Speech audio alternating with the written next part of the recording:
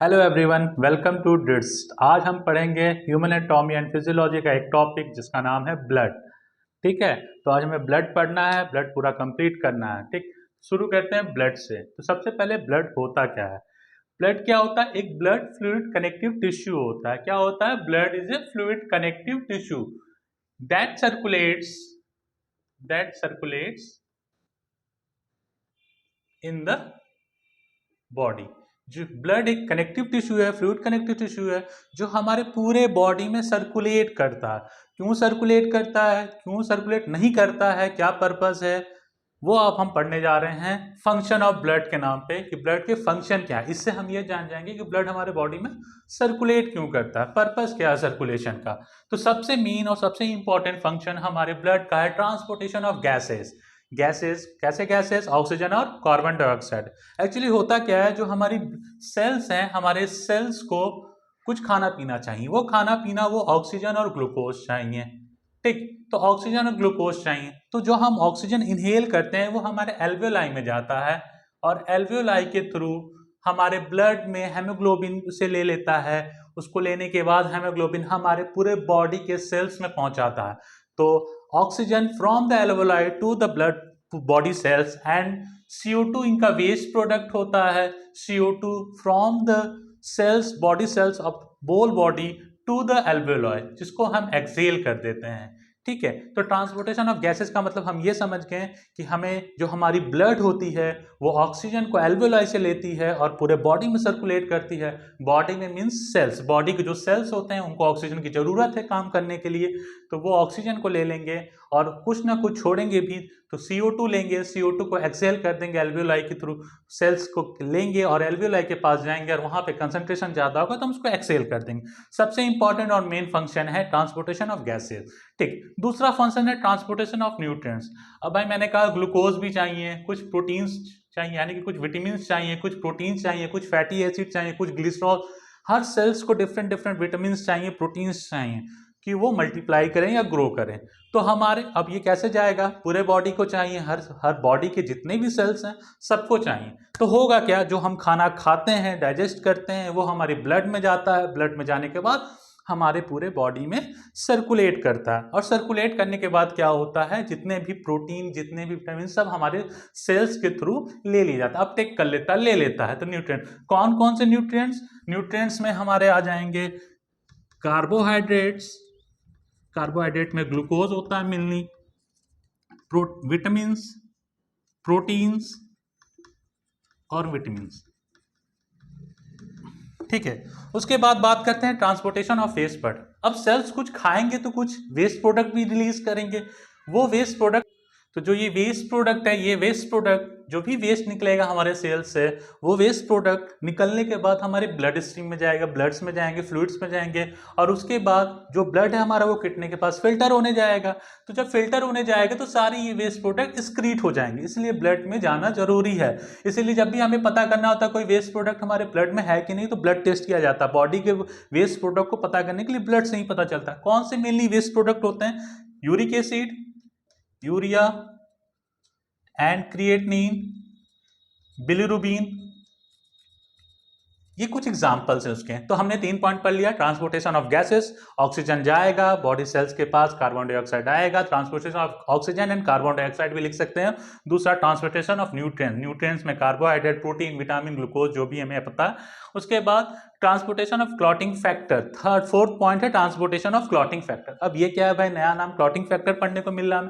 Clotting factor क्या होता है? जब हमारे किसी ब्लड वेसल्स में, हमारे ब्लड वेसल्स में कोई भी इंजरी होती है, कोई भी कट हो जाता है, ब्लड जब बाहर निकलने लगता है, तो यहाँ पे ये हमारे ब्लड के अंदर पहले से क्लॉटिंग फैक्टर्स होते हैं, वो जाके वहाँ पे डिपॉजिट हो जाता है और एक क्लॉट बना लेते हैं, जिसके कारण ब्लड का फ्लो, आउटफ्लो रुक जाता है। ये बहुत जरूरी है हमारे ब्लड वॉल्यूम को कंट्रोल करने के लिए। कोई भी इंजरी होने के बाद ब्लड को क्लॉट करना बहुत जरूरी रहता है। तो हमारे बॉडी में कुछ क्लॉटिंग फैक्टर पहले से अवेलेबल होते हैं, 13 क्लॉटिंग फैक्टर्स हैं जो कि हमारे बॉडी में पहले से अवेलेबल। इनके बारे में हम डिटेल स्टडी करेंगे आगे। उसके बाद नेक्स्ट टाइम है transportation of enzymes and hormone. Next point है transportation of enzymes and hormone. अब हमारे ग्लैंड से, किसी भी ग्लैंड से, वो हर बॉडी के डिफरेंट डिफरेंट एरिया में सिचुएटेड, हर जगह है ग्लैंड्स। ग्लैंड्स हैं उस ग्लैंड से एंजाइम निकलते हैं, हार्मोन निकलते हैं, तो वो कहाँ निकलेंगे? क्योंकि वो सर्कुलेट करना हर सेल्स को चाहिए, एक्शन तो कहीं पर्टिकुलर एरिया में नहीं चाहिए, जहाँ पे ग्लैंड है उससे पूरे बॉडी में एक्शन चाहिए। तो क्या होगा, वो रिलीज होंगे, रिलीज होने के बाद पूरे बॉडी में मूव करेंगे, और मूव हमारे बॉडी में केवल ब्लड कर रहा है तो वो ब्लड में रिलीज होंगे, और ब्लड में पूरे हमारे ब्लड से रिलीज होके हमारे पूरे सेल्स के पास पहुंचेंगे। नेक्स्ट पॉइंट है, सिक्स पॉइंट है हीमोस्टेसिस। क्या होता है हीमोस्टेसिस?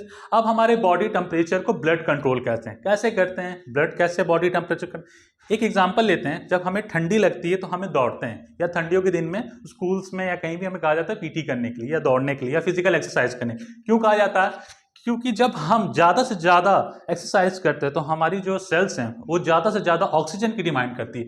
अब जब ज़्यादा से ज़्यादा ऑक्सीजन की डिमांड बढ़ेगी तो हमारी ब्लड जो होगा वो ज़्यादा से ज़्यादा सर्कुलेट करेगा। जब ब्लड ज़्यादा से ज़्यादा सर्कुलेट करेगा तो ब्लड के बीच में एक फ्रिक्शन जनरेट होगी, जिससे हमारे बॉडी टेम्परेचर बढ़ जाए। उसी को कहते हैं homeostasis. According to the need, जैसे जैसा नीड होता है वैसा बॉडी टेम्परेचर ब्लड अपने सर्कुलेशन से बॉडी टेम्परेचर को कंट्रोल कर लेता है। नेक्स्ट पॉइंट है ट्रांसपोर्ट ऑफ एंटीबॉडीज और सेल्स ऑफ इम्यून सिस्टम। अब हमारे बॉडी में अपने इम्यून सिस्टम है, अब ये इम्यून सिस्टम पूरे बॉडी को चाहिए, पूरे बॉडी में रहेगा। अगर हम कुछ भी जाए, हमारी कोई भी बैक्टीरिया जाए, कुछ भी जाए, तो कहाँ पे पहले जाएगा? ब्लड में जाके सर्कुलेट करेगा, फिर कहीं किसी पर्टिकुलर ग्लैंड पे या किसी ऑर्गन पे जाके इफेक्ट करेगा। लेकिन ब्लड में जाएगा तो ब्लड में क्या होता है? डिफरेंट डिफरेंट एंटीबॉडीज के सेल्स होते हैं, डब्ल्यूबीसी के सेल होते हैं। ये डब्ल्यूबीसी के सेल्स क्या करते हैं? ये एंटीबॉडीज जाके फाइट करते हैं, ठीक है, एंटीजन से फाइट करते हैं। अब आते हैं नेक्स्ट टॉपिक पे, कंपोजिशन ऑफ ब्लड। ये इंपॉर्टेंट क्वेश्चन है क्योंकि एग्जाम में क्वेश्चन आ सकता है, right the function and the composition of blood. तो उसमें हमको सबसे पहले ब्लड का डिफिनेशन लिखना है, ब्लड क्या होता है, ठीक है।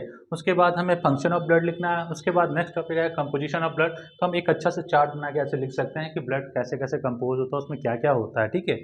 तो ये बहुत इंपॉर्टेंट क्वेश्चन है, एक ही ट्यूब में भी बहुत बार पूछा गया और पूछा जाएगा, ठीक है। तो पहले ब्लड लिख लेना, फिर फंक्शन ऑफ ब्लड लिख लेना, सारे फंक्शन को चाहे तो एक एक लाइन में इलेबोरेट भी कर सकते हैं, एक एक लाइन में उसके बारे में हम कहानी लिख देंगे। उसके बाद हमको लिखना composition of blood. Composition of blood का मतलब होता है ब्लड अगर हमने एक टेस्ट ट्यूब में लिया तो वो ब्लड के अंदर क्या क्या है, मतलब हमारे जो ब्लड है वो किस किस चीज़ों में बना हुआ है, ठीक है। तो हम ऐसे पता कर सकते हैं कि जब हम एक टेस्ट ट्यूब में ब्लड लेंगे तो पहले तो ब्लड पूरा यूनिफॉर्मली इसमें रहेगा, लेकिन कुछ समय बाद देखेंगे सेडिमेंट कर जाएगा, कुछ पार्ट सेडिमेंट कर जाएगा, जो भारी होगा वो सेडिमेंट कर जाएगा। तो उसी तरह ऊपर का जो पार्ट बचेगा इसको कहते हैं प्लाज्मा, नीचे का जो बचेगा इसको कहते हैं फॉर्म्ड एलिमेंट्स। ये फॉर्म्ड एलिमेंट्स होते क्या हैं? ये फॉर्म्ड एलिमेंट्स हमारे ब्लड सेल्स होते हैं। क्या होते हैं? ब्लड सेल्स, ठीक है, ब्लड सेल्स होते हैं। अब 55%, ये जो पोर्शन है ये 55% है, यानी कि 55% हमारे ब्लड में जो ब्लड है हमारे उसका 55% प्लाज्मा है, और प्लाज्मा में भी 55 का 90% वाटर है। तो ब्लड क्या है? वाटर है, ठीक है, 90% वाटर है।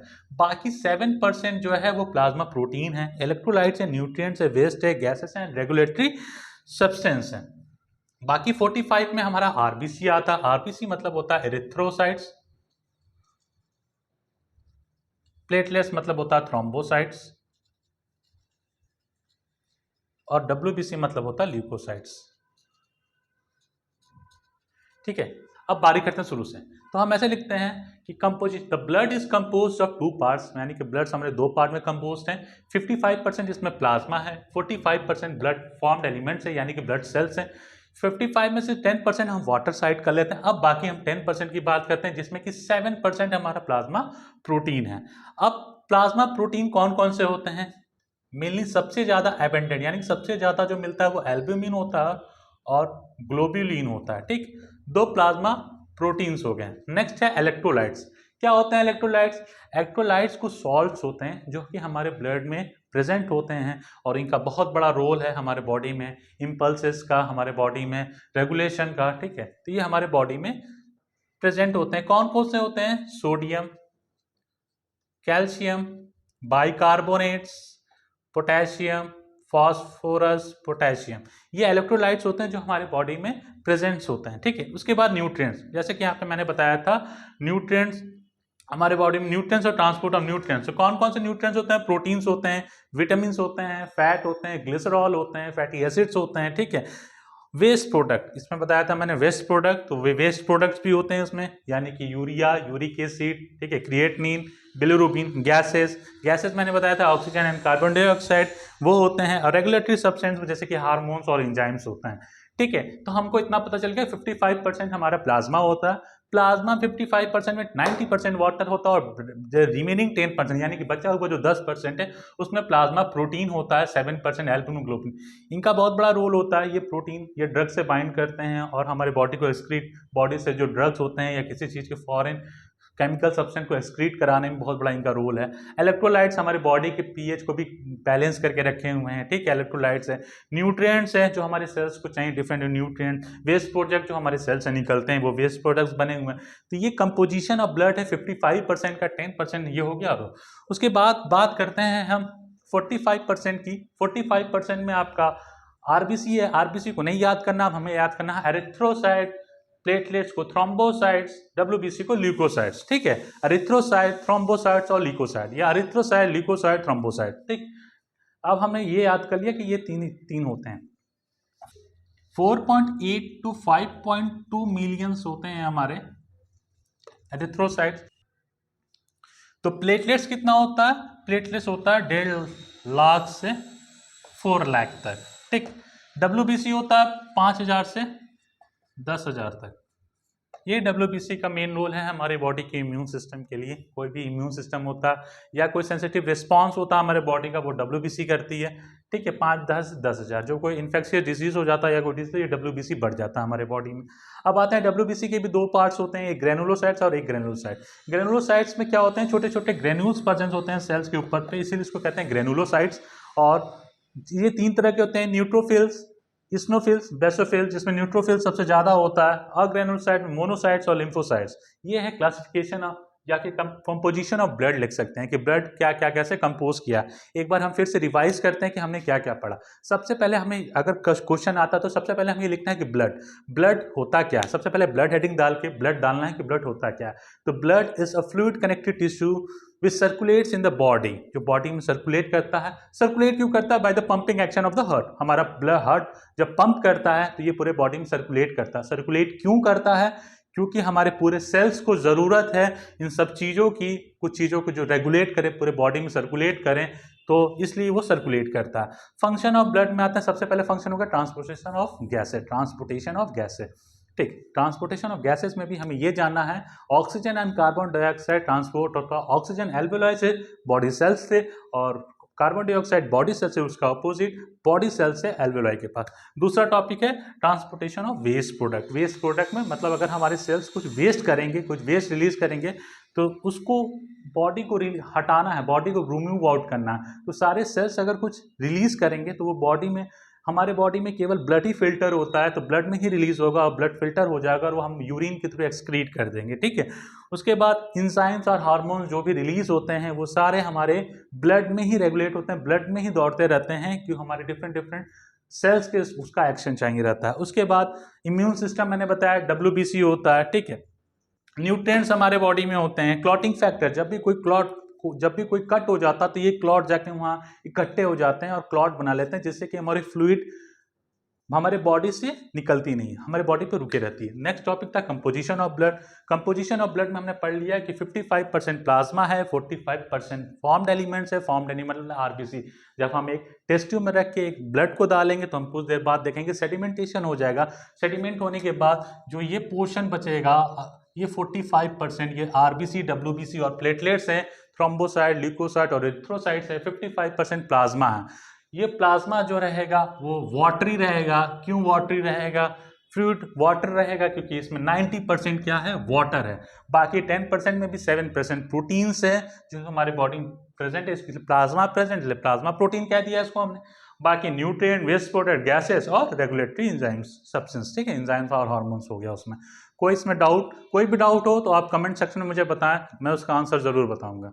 Thank you.